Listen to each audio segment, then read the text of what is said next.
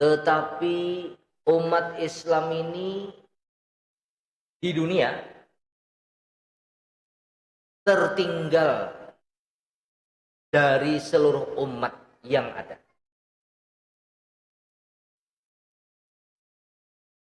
Di Afrika, di Eropa Utara, Amerika Utara, umat Islam tertinggal dari umat Protestan.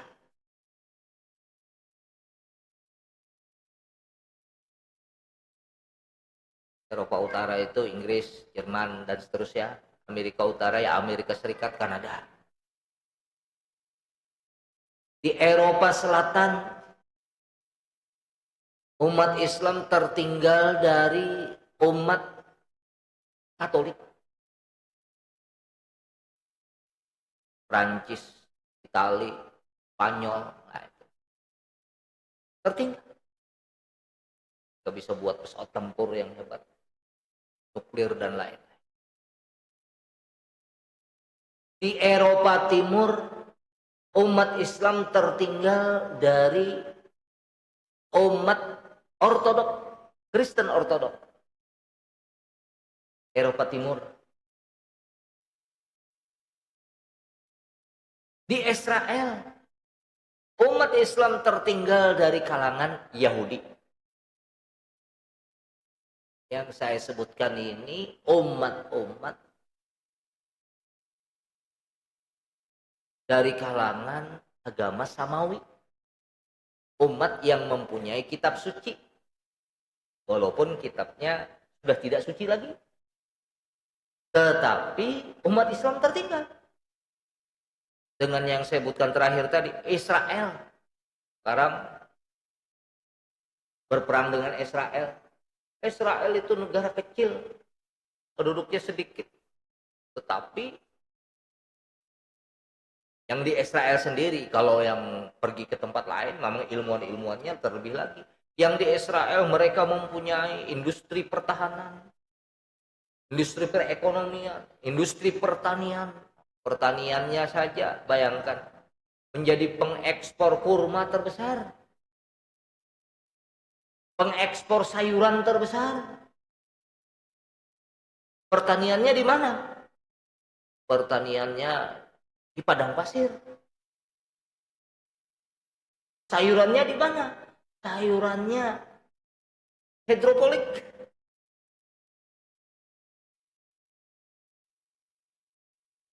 Nah, ini kalau di kalangan umat Samawi. Di kalangan orang musyrik, Bang, ujar kita musyrik. Yang tidak ada kitab Samawinya.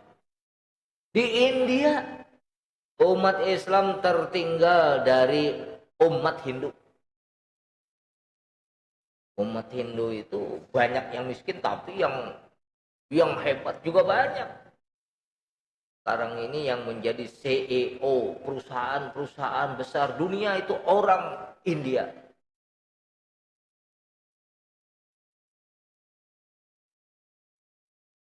Di Cina, di Korea, di Taiwan, bahkan di Singapura, umat Islam tertinggal dari umat Taois, Buddhisme.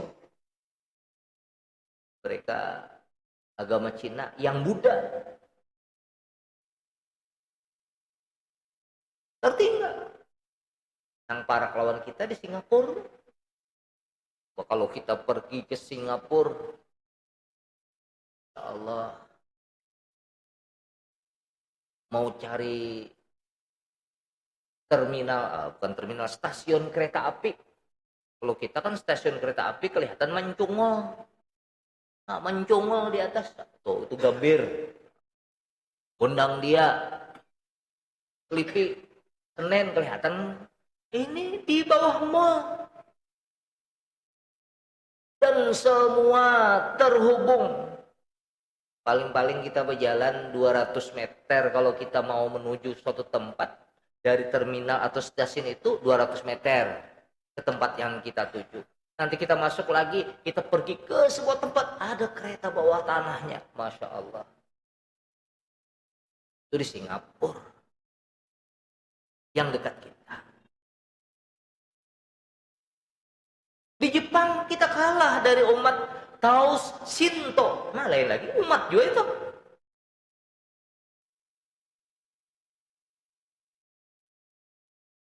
Semuanya. Nah, artinya umat Islam ini tertinggal di abad ke-21. Kenapa ini bisa terjadi? Kenapa ini bisa terjadi? Sebelum kita jauh, ini di dunia ini tertinggal.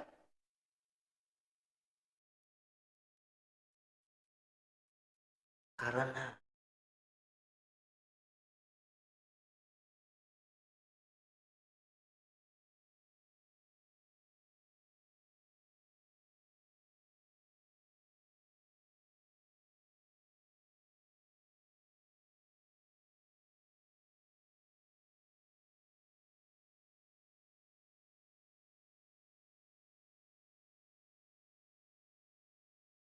mengalami kesalahan visi di dalam pengembangan sains dan teknologi.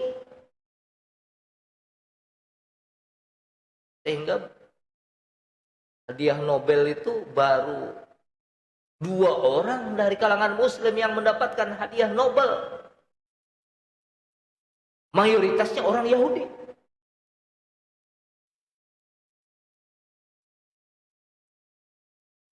Seruan untuk ini sudah dilakukan oleh Syekh Jamaluddin Al-Afghani yang menyerukan pan-islamisme. Dunia Islam kita harus merdeka. Nah, karena kita dahulu dijajah. Jadi pada tahun awal abad ke-20, Syekh Jamaluddin sudah mengajak umat Islam merdeka. Alhamdulillah, mulai tahun 40-an merdeka. Mulai abad ke-16 dijajah. Kenapa? Itu tadi gara-gara meninggalkan sains dan teknologi.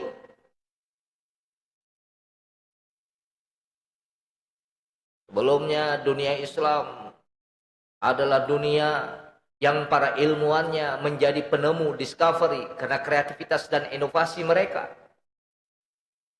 Setelah abad ke-12, 13, 14, 15 mundur. Abad ke-15 berdiri kerajaan Turki Utsmani, maju, tapi majunya militer saja. Jadi Turki Utsmani itu maju tapi aspek militer. Yang didirikan oleh Utsman Al-Ghazi itu namanya Utsman Al-Ghazi, Utsman yang harat perang. Pendirinya sehingga sampai menjadi Turki Utsmani itu menguasai Eropa Timur. Jadi harat perang. Senjatanya pang nang maulahkan orang Hungaria, orang Eropa Timur. Nah, pada abad ke-16 itu orang-orang barat sudah punya misi menjajah negeri-negeri timur. Kita pang di Aceh pakai rencong, di Kalimantan pakai mandau, di Jawa pakai keris. Kayak beparak, orang pakai pistol. Nah, jadi beda. Nah, sedangkan di Turki Utsmani masih hebat seperti itu. Nah, jamaah yang dimuliakan Allah. Lalu seruan Muhammad Abduh. Muhammad Abduh menyerukan umat Islam ini meninggalkan sains dan teknologi. Solusinya adalah pendidikan. Lalu seruan Ahmad Dahlan kalau di Indonesia. Kalau di India Ahmad Khan. Kalau di Indonesia Ahmad Dahlan. Kita ini mundur ke belakang, miskin karena kita tidak memperhatikan sains dan teknologi. Kenapa itu semua terjadi? Karena kita mundur pendidikan. Nah, maka pendidikan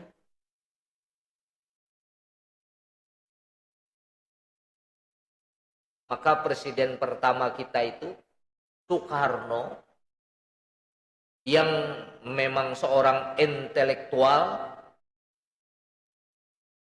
sudah bisa mengatakan Islam itu adalah agama yang hebat, agama yang berkemajuan, sebagaimana dikatakan oleh Ahmad Dahlan. Maka ambil spiritnya, karena spiritnya itulah ajaran Islam. Buang abunya, abunya itulah pengamalan yang dilakukan oleh umat Islam. Di umat Islam, karena dari abad ke-11, 12, 13, 14, 15 ini tercampur, lalu melakukan pengamalan yang jauh daripada spirit Islam. Ujar Soekarno, ambil spiritnya, buang abunya. Maka dengan semangat itu, Didin secara pribadi hebat. Tahun 50-an sudah menjadi pemimpin dunia. 55 mengadakan konferensi Asia Afrika yang menginspirasi bangsa Asia dan Afrika harus merdeka. Maka tidak pernah mau berhubungan dengan Israel selama Palestina dijajah. Karena Palestina itu sangat berjasa kepada negeri kita Indonesia ini. Jamaah yang dimuliakan Allah Subhanahu wa ta'ala. Jadi sains dan teknologi. Nah, dalam keadaan umat Islam secara global ini tertinggal, harapan dunia Islam tertuju kepada negeri kita Indonesia. Kesempatan yang lalu negeri kita ini betul-betul sebuah negeri yang terpilih, dipilih oleh Allah Subhanahu wa ta'ala. Kalau dalam hadis dikatakan beruntung, siapa umat yang beruntung? Siapa orang yang beruntung? Atau siapa yang beruntung itu? Malaikatkah? Tidak, malaikat itu jelas. Dia dekat dengan Allah. Nabi, dapat risalah. Sahabat, kamu bertemu dengan saya, ujar Nabi. Yang beruntung itu orang yang tidak pernah bertemu dengan saya, jauh dari tempat saya, tapi beriman kepada saya. Nah, kita ini mulai abad ke-8 sudah ada ikung per ikung, 10 sudah kelompok, abad ke-13 sudah menjadi kerajaan, dan seterusnya abad ke-16. Hampir seluruh Nusantara ini beragama Islam. Saat ini menjadi negeri yang jumlah penduduk muslimnya terbesar di dunia.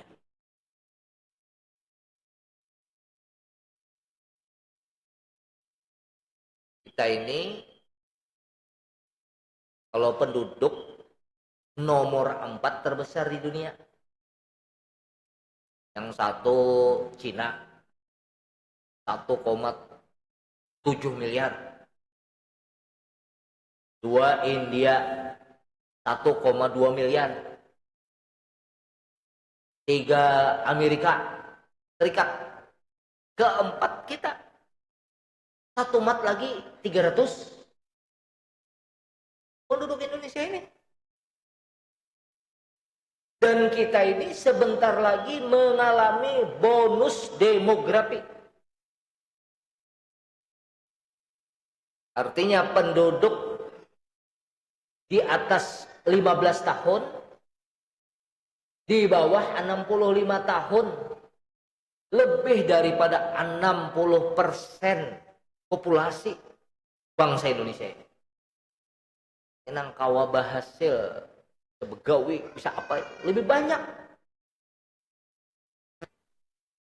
Dan sebagian besarnya adalah beragama Islam. Kita adalah bangsa dengan penduduk muslim terbesar di dunia. Nah, memang ada ironi, kita ini terbesar tetapi dianggap pinggiran. Dahulu dianggap pinggiran. Kenapa? Karena memang sumber agama Islam itu di Mekah, di Madinah.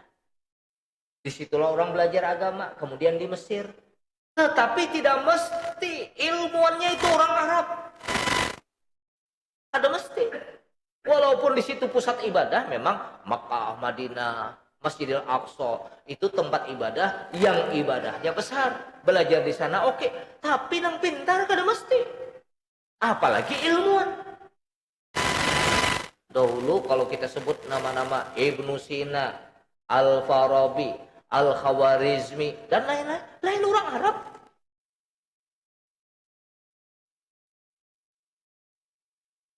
Imam Bukhari, Imam Muslim, orang Khurasan, jauh. Tapi datang ke Arab. Maka ini juga jangan berkecil hati. Kalau wayah ini ujar Pak Quraisy Shihab, bahwa di Masjidil Haram itu pernah ada Sayyidu Ulama'il Hijaz. Sayyidu Ulama'i Masjidil Haram. Siapa itu? Imam Nawawi Al-Bantani. Imam Nawawi Al-Bantani orang Banten. Dan ujar Sidin, nih cucunya, penerusnya. Mungkin kalau pian sering mendengar YouTube, ada Gus Baha. Hafal Al-Quran, hafal hadis, mengerti usul fikih, bisa membaca kitab.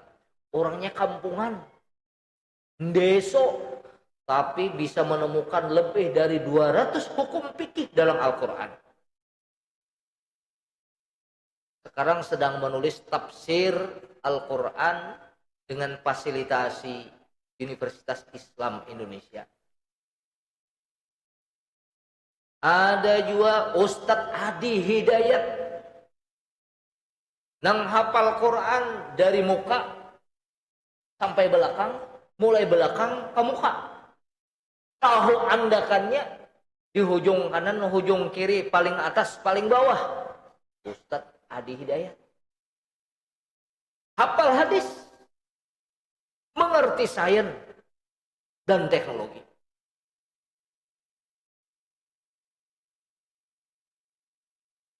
Itu lain orang Arab juga. Artinya ini dalam konteks tertuju kepada Indonesia. Sains. Wah. Dulu ada Habibie. Wajah ini banyak sebenarnya ilmuwan Indonesia ini. Tetapi kada bulik ke Indonesia. Karena gajinya halus. Tersebar. Terdiaspora di tempat-tempat yang lain. Nah, jemaah yang dimuliakan Allah Subhanahu wa taala. Pandangan dunia muslim itu tertuju kepada kita. Kenapa? Karena kita ini tadi katakan negerinya besar, banyak penduduknya. Adalah negeri yang bisa menjalankan, menselaraskan antara Islam dan demokrasi. Dalam tanda kutip dengan segala kekurangannya. Sampai saat ini perpindahan dari satu rezim kepada rezim yang lainnya relatif berjalan mulus. Kalaupun ada kerusuhan paling-paling seminggu. Jakarta 98 itu ulun kuliah di Jakarta tuh 2 hari imbah hancur-hancuran tuh sunyi belum sudah. Kecuali di Banjar kerusuhan Mei itu nah 5 bulan sunyi malam. Kalau di Jakarta pian imbah kerusuhan isuknya hibak jalanan pulang. Imbah bom hibak manusianya banyak. Sedangkan di negeri-negeri Timur Tengah sampai saat ini perpindahan suksesinya terjadi dengan kudeta peperangan. Syria, di Irak, di Libya, di Afghanistan. 9 suku saja. Selalu terjadi itu. Nah, negeri kita sudah lumayan. Demokrasinya seperti itu. Kemudian juga kita ini antara lalakian lawan bibinian di Indonesia ini setara. Lalakian banyak profesor, bibinian banyak juga profesor. lalakian begawi, bibinian begawi juga. Kemudian biasa sudah. Asalkan bibinian ini alhamdulillah wayah ini bagus-bagus. Kalau di Timur Tengah bila bibinian keluar itu pian bila anak kapacol mata. Nah, ini juga sesuatu yang patut kita syukuri. Walaupun mungkin ada yang berlebihan. Nah, jemaah yang dimuliakan Allah Subhanahu wa taala. Nah, eh, sekali lagi maka seharusnya kalau agama Islam itu agama yang benar, maka umatnya itu menjadi umat yang hebat.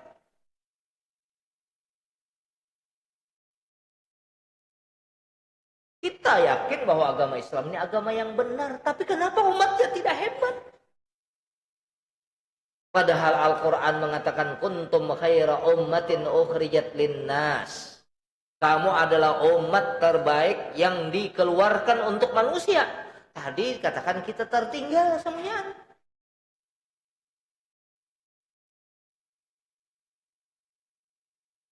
Nah maka sekali lagi kalau demikian, kalau harapan dunia Islam kepada negeri kita ini perlu menjadi bahan evaluasi. Kita patut bersyukur setelah merdeka, pada saat kita belum merdeka 99, sekian persen penduduk kita itu miskin. Nah, jadi sebelum merdeka 99, sekian persen itu kita miskin. Nah, kada miskin itu paling-paling buhan wedana, buhan bupati, buhan yang begawi itu, nang lainnya miskin. Makanya menjadi pekerja rodi, romusa dan lain sebagainya. Nah, setelah kita merdeka ini masih ada yang miskin, tapi alhamdulillah tingkat kehidupan ekonomi semakin baik. Nang patut kita syukuri.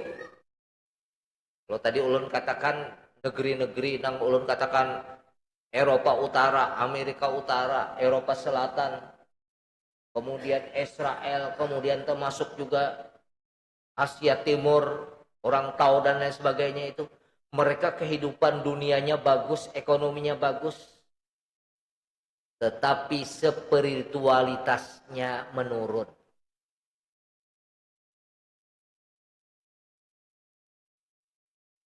Nah kita di Indonesia ini semakin tingkat ekonominya bagus, spiritualitasnya meningkat.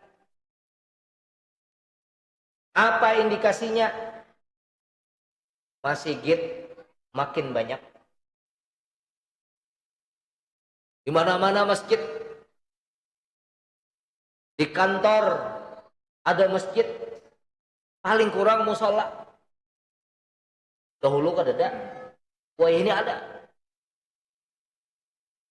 Kemudian masjid itu jamaahnya alhamdulillah paling kada arahim ini dahulu nah. Insya Allah jamaahnya semakin banyak.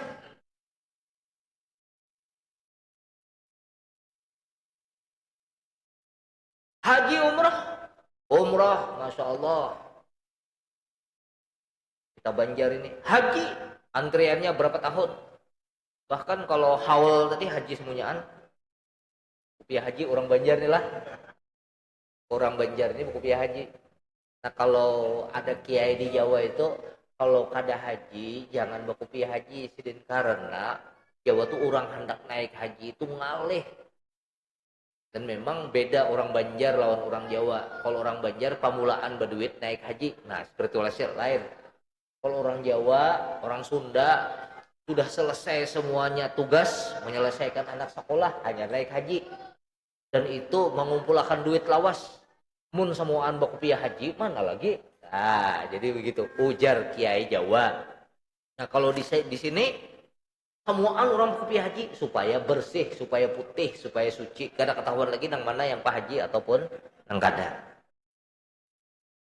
Spiritualitas kita semakin meningkat. Ini sebuah kesyukuran. Kenapa? Nah, ini perlu pertanyaan juga. Kenapa di negeri-negeri yang meninggalkan kita dari aspek keduniaan itu spiritualitasnya menurun? Karena semua agama selain Islam itu tidak bisa menjawab persoalan-persoalan kemanusiaan kontemporer. Tidak bisa menjawab. Agama yang saya sebutkan di atas tadi tidak bisa menjawab. Karena tidak bisa menjawab, mereka menjadi hampa dengan keberagamaannya. Gereja-gereja hanya didatangi oleh orang-orang jompo dan tua. Anak mudanya sudah malas. Sinagog, kuil, tidak didatangi. Walaupun kita ini juga banyak anak tua-tua aja lah. Gak ada anak juga. Ya. Insya Allah anak banyak lah. Kenapa? Tidak bisa menjawab persoalan. Oleh karena itu, bagi mereka harus menerapkan sekularisme, memisahkan antara agama dan dunia. Agama dan dunia tidak bisa disatukan. Kebetulan aja mereka beragama Protestan, Katolik, Yahudi, dan semuanya. Mereka maju, tapi mereka pisahkan antara dunia dan agama. Tak ada hubungannya agama. Nah, bagi kita, agama itu adalah bagian yang tidak terpisahkan dari kehidupan. Karena kalau kita membaca Al-Quran dari ayat pertama saja, Iqra bismi rabbikal ladzi khalaq. Baca dengan nama Tuhanmu yang menciptakan. Kemudian dalam setiap ibadah kita, iyyaka na'budu wa iyyaka nasta'in. Ihdinas siratal mustaqim. Siratal ladzina an'amta 'alaihim ghairil maghdubi 'alaihim waladdallin. Ibadah yang berhubungan dengan meminta selalu pertolongan kepada Allah dalam semua kehidupan kita. Tidak bisa dipisahkan. Karena ini agama yang datang dari Allah. Innad dina 'indallahil Islam. Satu-satunya agama yang benar di sisi Allah, yang diturunkan untuk kebahagiaan manusia dalam hidup di dunia. Di dunia bahagia apabila diamalkan. Di akhirat selamat dan bahagia. Sedangkan mereka harus dipisah. Kalau digabungkan banyak yang tidak masuk akal. Nah, tetapi ironisnya nang memisah ini maju. Nah, itu tadi. Lalu banyak kita lah hendak memisahkan juga. Padahal apabila kita pisahkan, disitulah kita menjadi terpuruk dalam kehidupan. Jamaah yang dimuliakan Allah Subhanahu wa ta'ala. Nah, jadi spiritualitas kita ini semakin kita ini bedanya, semakin bagus ekonomi, spiritualitas kita meningkat. Nah, ini kesyukuran ini. Mohon maaf, ulun dahulu lagi halus di Jawa. Bila bulan puasa tuh kada puasaan orang. Basunat tuh bila hendak kawin. Kira-kira lah nang pernah kuliah di Jawa. Ulun lagi halus di Jawa. Diundang orang, kenapa? Sekalinya hendak basunat hanyar. Bila hendak kawin hanyar basunat. Wah, ini bang, ulun datang lagi. Kekanakan sudah basunatan. Sudah kita pintar agama juga di Jawa itu. Artinya spiritualitas kita sudah alhamdulillah. Kalau orang Banjar mulai bahari sudah bagusnya. Nah, orang Banjar ini bila inya madam bahari itu, bila kada jadi tuan guru atau Pak jadi raja kuntau. Nah, jadi tacut. Nah, itu yang tulak aja ke Tanjung Perak itu tajudnya. Habis itu Tanjung Priok di Sumatera, di Perbaungan, di mana-mana itu jago-jagonya orang Banjar. Tapi tuan gurunya orang Banjar juga. Jadi kalau orang Banjar itu kayak itu nang jadi tajud tadi kan banyak isi ajimat agama tadi. Nah, bila tulak wapaknya banyak di kantong. Jadi taguh. Nah, jemaah yang dimuliakan Allah Subhanahu wa ta'ala. Maka kemudian harapan kepada umat Islam Indonesia itu memang beralasan. Karena sekali lagi kita ini adalah negeri yang penduduknya terbesar keempat. Umat Islamnya terbesar di dunia. Satu. Yang kedua, negeri kita ini dianugerahi oleh Allah kekayaan yang luar biasa. Maka negeri ini, Masya Allah, negeri yang kaya. Dari Sabang sampai ke Merauke, hawanya nyaman. Yang ketiga,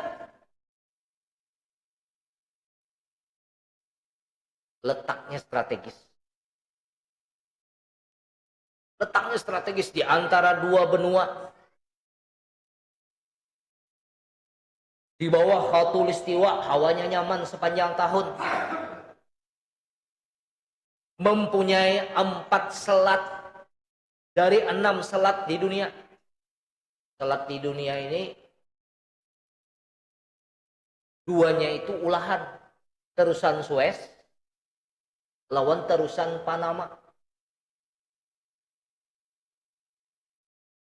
Nah sekarang ini terusan Suez itu kan kapal-kapal yang mau ke Israel itu dibomnya oleh Houthi. Houthi ini memang masih milisi. Ya kan, tapi jadi emosi membela agamanya itu tinggi. Apakah dibom orang kah iya aja? Imbainya membom, dibomnya oleh Amerika. Imbai itu dibomnya pulang. Ya milisi masih. Gara-gara dibom oleh Houthi ini, kapal-kapal yang hendak ke Israel terpaksa berputar lewat Afrika Selatan. Yang memerlukan waktu lebih dari 10 hari berputar. Itu berapa tambahan biaya kapal kargo, kapal yang lain. Bila lewat situ tembaknya oleh Houthi. Berputar. Nah itu selat tujuannya. Nah kita Indonesia ini punya 4 selat. Ya, ada selat Lombok, selat Makassar, ada selat Sunda, ada selat Karimata. Kemudian ada selat Malaka yang bersamaan. Di mana 60% perdagangan dunia melewati selat-selat yang ada di Indonesia ini. Masya Allah. Coba bayangkan. Karena punya terusan Suez, Mesir itu bisa hidup. Jadi hampir 70% penghasilannya Mesir itu dari terusan Suez. Selebihnya pertanian.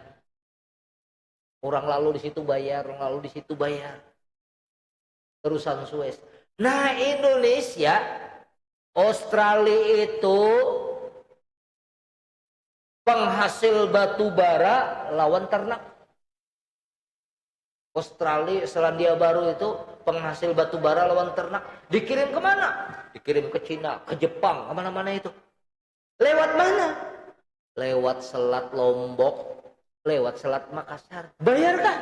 Kada tahu.